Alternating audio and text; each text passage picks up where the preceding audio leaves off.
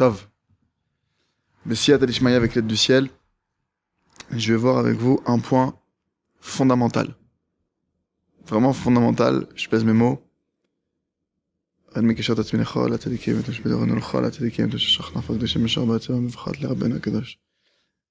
Hashem, que ces mots soient dédiés pour la tzlacha d'Am Israël et pour la refoua shelema à tous les niveaux de Laure Rachel Bat Nicole Hanina. Alors Bezrat Hashem, le Rav Dessler, Zecher Tzadik Vekadosh Libracha, nous dit qu'à la fin des temps, il appelle ça Armumiyut Anachash, la feinte, la ruse du serpent. Il nous dit ça va être quoi? Ça va être que l'homme se voile la face. De quelle manière aujourd'hui le Yetzer Hara nous attrape? En nous voilant la face. Il y a des personnes qui sont persuadées, soit de ne pas être certaines choses, soit d'être certaines choses, alors qu'en réalité, ils se voilent la face, ils se mentent à eux-mêmes. Et le problème c'est quoi? C'est qu'on peut croire sincèrement qu'on est quelqu'un de, par exemple, très calme, alors qu'en fait, non, on est coléreux. On peut croire qu'on est quelqu'un de fondamentalement bon, alors qu'il y a des choses à travailler. C'est le problème de la fin des temps. C'est quoi? C'est que l'homme, il peut arriver à ne pas voir, ou à se mentir à lui-même, ou à faire l'autruche, comme on dit. Et concrètement parlant, le démarrage de la tchouva d'un juif, ou de toute créature, c'est de désirer vouloir ouvrir les yeux. Vraiment de désirer vouloir ouvrir les yeux. Alors il faut d'abord connaître la Gemara qui est dans Kiddushin, le traité Kiddushin, le Daf Lamed Amud Bet. C'est écrit là-bas, Hachem il nous dit, je t'ai créé un Yetzer Hara, nous dit Dieu, et je t'ai créé son antidote qui est la Torah. Un homme il doit pas s'étonner qu'il a un Yetzer Hara. Un homme il doit savoir, j'ai un Yetzer Hara, j'ai un mauvais penchant, j'ai des défauts. Il doit être prêt à les affronter. Il doit être prêt à déjà avoir l'ouverture d'esprit de se dire, je veux bien voir. Maintenant, concrètement, on voit un épisode dans le Chumash où on voit quelque chose de très particulier. On voit que dans la parasha de Bereshit, Chava, Ève, elle a mangé le fruit défendu. D'ailleurs, au passage, vous remarquerez que dans la Torah, on ne sait pas c'est pas écrit explicitement quel est le fruit qui a été mangé. Il y a toute une discussion sur lequel ça pourrait être. Je vous passe les détails. C'est pas l'objet de ce que je voudrais vous dire maintenant. Mais on voit quand même de là. On voit une chose incroyable. Hachem, il a pas dévoilé le nom du fruit. Il a mis un trouble sur le nom du fruit pour une raison simple. Pour ne pas qu'on vienne à mépriser une de ses créations. Une de ses créatures. On apprend déjà d'un verset comme ça dans Bereshit que on doit faire attention au respect de chaque créature. Maintenant, c'est pas l'objet de mon propos, là où je voudrais en venir avec vous, c'est qu'on voit que Ève, donc, elle a mangé du fruit défendu, et qu'est-ce qu'elle a fait? Elle en a fait manger de ce fruit défendu à Adam Arishon, Adam, le premier homme.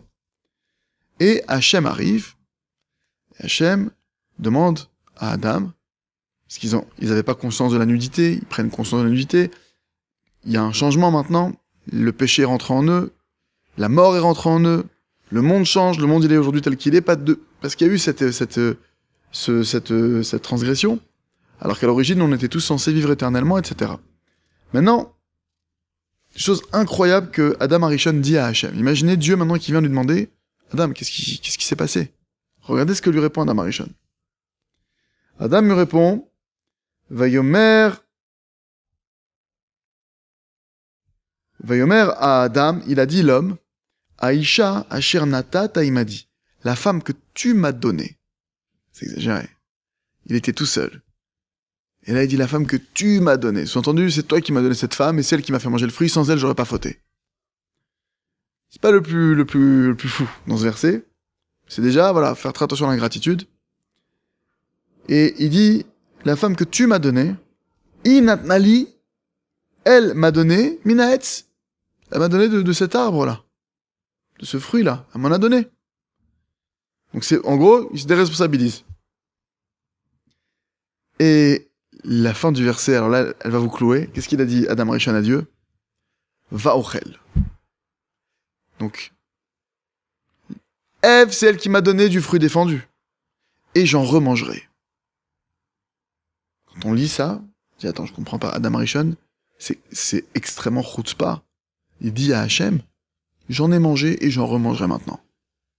Apparemment, a priori, quand on regarde ça, on a le sentiment que c'est vraiment déplacé. Comment il peut se permettre de dire ça à Dieu? Et en fait, il y a un secret qui est posé ici.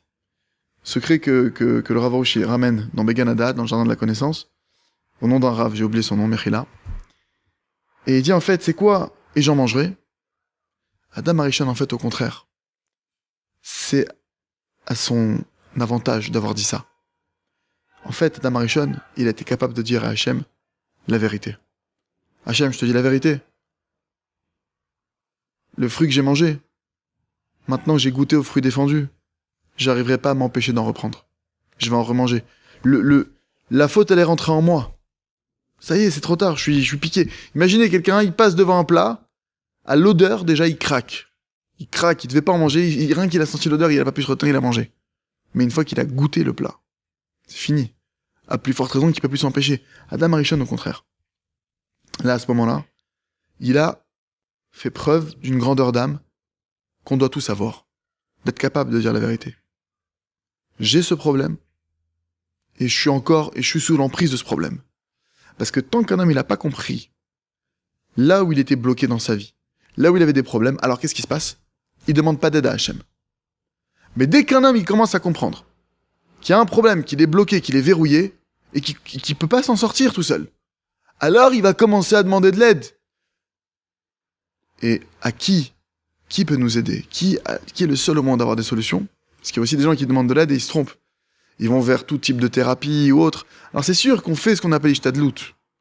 Mais l'effort essentiel que je fais, quelle que soit l'entreprise que j'ai à mener, l'effort essentiel, il est en prière. Essentiellement, toute ma force, je la mets dans ma prière. Je demande à Hachem de l'aide. Je fais tout pour trouver grâce aux yeux d'Hachem. Après, effectivement, je vais jouer le jeu de ce monde. Peut-être que j'irai voir un thérapeute, peut-être pas. Peut-être qu'il n'y aura pas besoin, si vraiment... D'accord? Mais concrètement parlant, tout démarre du point qu'un homme, il doit vouloir voir qui il est. On ne doit pas avoir peur. Vous savez, Rabbi Nachman Zatzal, il y a une chanson que tout le monde connaît, pas tout le monde ne sait que c'est des paroles de Rabbi Nachman. Kol haolam kulo. Kol haolam kulo. Gesher tsar meod. Gesher tsar meod. Rabbi Nachman, il nous dit, tout ce monde entier, Kol haolam kulo. Gesher tsar meod. C'est un pont très étroit. Ve'aikar. Et l'essentiel, c'est de pas avoir peur, il nous dit. Maintenant, de pas avoir peur de quoi? Déjà, c'est bizarre. Tout ce monde entier, c'est un pont très étroit. Normalement, l'essentiel, c'est pas de pas avoir peur. L'essentiel, c'est de pas tomber, normalement. Tu dis, si t'es sur un pont très étroit, qu'est-ce que tu dirais à la personne qui prend ce pont? Fais attention à pas tomber, il est très étroit, le pont. Non, Rabbi Nachman te dit, tomber, tu vas tomber. C'est écrit dans la Gemara, dans le Talmud. En tzadik belochet. Il n'y a pas un tzadik qui a pas fauté. C'est même écrit en adam olamed alachai elam ken nirchalba. Un homme n'apprend la loi, apprend comment se déplacer si ce n'est en tombant. On le voit des bébés. Les enfants, quand ils apprennent à marcher, tu vois qu'ils font que tomber. C'est la manière d'apprendre à marcher sur terre. C'est le chemin. Il fait nuit, il fait jour. Donc ne cherche pas à ne pas tomber. C'est sûr qu'on ne doit pas tomber volontairement. Mais ça arrive de faire des erreurs et de se tromper. Ok, on fait tchouva. Alors Rabbi Nachman, qu'est-ce qu'il nous dit? Il nous dit tomber, de toute façon, je vais pas t'en parler, tu vas tomber. Par contre, je veux te dire, c'est quoi l'essentiel? N'aie pas peur. De quoi? De toi. N'aie pas peur de voir que t'es peut-être quelqu'un de violent, que t'es peut-être quelqu'un de fou, que t'es peut-être quelqu'un de radin, que t'es peut-être quelqu'un qui a tous les défauts du monde. N'aie pas peur de voir ces défauts-là. Tu sais pourquoi? Parce que si t'as peur de voir qui tu es, alors tu verras pas. Et alors, tu demanderas pas. Et alors, tu changeras pas. Comme la Gemara Kiddushin l'écrit. Il malak si c'est pas avec l'aide du ciel, ton Yetzerara, tu vas jamais le vaincre. Un type qui est coléreux, si Hachem il l'aide pas, jamais il sera calme. Un type qui est violent, si Hachem il l'aide pas, jamais. Mais si Hachem il t'aide, même celui qui est toxicomane, même celui qui a les défauts, qui est sous l'emprise d'un mauvais penchant extrêmement puissant, si Dieu lui vient en aide, c'est rien du tout. Alors, en conclusion, vous dire juste une chose. Bezrat Hashem, j'espère développer ça par la suite. Mais déjà, vous donner ce point-là. tout démarre de la volonté. Comme dit Rabbi Nachman, l'essentiel c'est la volonté. Il faut avoir la volonté de se voir dans le miroir. Et au passage, pour les hommes mariés, nos maîtres disent que nos femmes sont nos miroirs. Et si des fois tu me dis, ah, attends, c'est pas possible, ma femme, aucun rapport, ma femme a fait des trucs, ça peut pas être moi. Le problème il est là, c'est qu'on peut se voiler tellement la face que même si je te montre dans le miroir, tu reconnais pas que c'est ton défaut. Tu reconnais pas que c'est ton problème. Donc c'est pour ça que le démarrage, parce que c'est pas évident. Et dans notre génération, les Tzara, il veut nous faire croire qu'on est des gens bien alors qu'on ne l'est pas, ou qu'on est des gens pas bien alors qu'on est des gens bien. Il veut nous voiler la face d'une manière ou d'une autre pour nous faire tomber. Ça fait partie du jeu. Alors déjà, il faut demander à Hachem. Mon Dieu, aide-moi à voir qui je suis. Mon Dieu, aide-moi, donne-moi le courage de voir réellement qui je suis, de pas avoir peur, de vraiment faire face à ça. Et une fois que je verrai qui je suis, mon Dieu, je t'en prie, aide-moi à pas m'abattre. Aide-moi à pas m'abattre de ce que je vois. Aide-moi à avoir le courage de prendre les armes et de prier suffisamment pour pouvoir abattre tous les mauvais penchants qui sont en moi. Et donne-moi foi dans ma prière, et donne-moi foi que je vais y arriver, et donne-moi foi que c'est possible. Et Béhémet, parce que tout démarre de là. Si un type, il comprend pas maintenant un problème qu'il a, parce que tout est relié. Quand vous regardez dans le Sefer Hamidot, le livre qu'il a écrit Rabbi Nachman, je crois, à l'âge de 8 ans, là-bas maintenant, il explique comment travailler les traits de caractère. Il prend des dossiers, il explique les liens qui existent entre les choses. Pourquoi ? Pour nous montrer que tout est relié. Quelqu'un maintenant, par exemple, il veut travailler, je sais pas moi, il veut travailler un point. Mais ce point-là, il est relié à un autre point. Mais l'autre point, lui, il est pas conscient qu'il a le problème, parce qu'il se voile la face. Il pourra pas débloquer les choses sont reliées. On est une entité, l'homme, les midot, tout est relié. Donc, le démarrage, il y a des gens qui vont dire, j'ai travaillé, je fais beaucoup d'efforts, je fais de la tzedaka, je fais plein de choses, et pourtant je change pas, pourtant je bloque, ma parnassa elle se régule pas, lui il va te dire, je me marie pas. Chacun selon son truc. Le problème, c'est quoi? C'est qu'ils sont peut-être sincères. Moi, je crois en votre sincérité, je crois. Il y a des gens qui sont vraiment sincères dans leur erreur.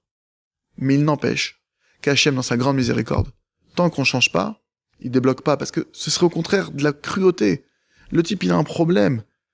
Le type, maintenant, il a une roue, il a un problème de moteur. Tu vas le laisser prendre la route 800 km. Si jamais tu le laisses, c'est que t'es cruel. Hachem, maintenant, il sait que ce type-là, il a un problème, il le laisse pas se marier. Parce que tant qu'il règle pas son problème, il sait que sinon, il va faire de trop gros dégâts que lui ne voudrait pas. Alors Dieu fait que celui-là, il se marie pas. Celle-là, se marie pas. Lui, il a pas d'enfant. Lui, il a pas de parnassa. Mais si maintenant, vous demandez dès le démarrage, avant, dans ce que je vous dis, il y a quand même un prérequis, il faut vraiment travailler sur la joie. Ce que je vous dis là, c'est valable pour quelqu'un qui est dans la joie de base. Pas, même si t'es pas euphorique, tu te sens bien. Parce que si déjà tu te sens un peu rasera, un peu angoissé, et hop, tu commences à avoir tes défauts, c'est fini, tu vas rentrer. Non, d'abord, il y a un travail de renforcement. Et Zrat Hachem, il faut que tu demandes à Hachem de te renforcer. Une fois que tu sens que t'es bien, que ça va, mon Dieu, montre-moi qui je suis. Mais que ça m'abatte pas, montre-moi qui je suis, que je puisse travailler. Parce que si maintenant, tant que l'homme il voit pas le problème, et qu'il le travaille pas, alors il change pas, et son quotidien est resté tel qu'il est. Alors qu'Hachem fasse, c'est qu'Hachem nous aide à changer notre quotidien, et en commençant déjà par avoir la volonté d'ouvrir les yeux. C'est à de se dire, je veux ouvrir les yeux. Je veux voir. Je veux plus me voiler la face. Je veux plus avoir peur. Je veux accomplir les paroles de Rabbi Nachman. Je sais que ce monde, c'est un pont très étroit, et je veux pas avoir peur. Alors, Bezrat Hachem, qu'Hachem, il nous aide à voir le Hémet, parce qu'il explique à Varouche que dans ce monde, le pont qu'on passe, le moyen d'arriver, le pont, il y a un pont qui nous relie à Dieu. C'est quoi maintenant? Ce pont qui nous relie à Dieu, il dit c'est le Hémet, c'est la vérité. Le démarrage d'un service divin, c'est d'être vrai. C'est quoi être vrai? Déjà voir. Mon Dieu, aide-moi à voir la vérité sur moi. La vérité sur qui je suis, ce que je dois faire. Montre-moi mes défauts, montre-moi mes qualités aussi, montre-moi tout, je veux tout voir. D'être ouvert à ça, et vous verrez qu'Hachem va vous envoyer des allusions.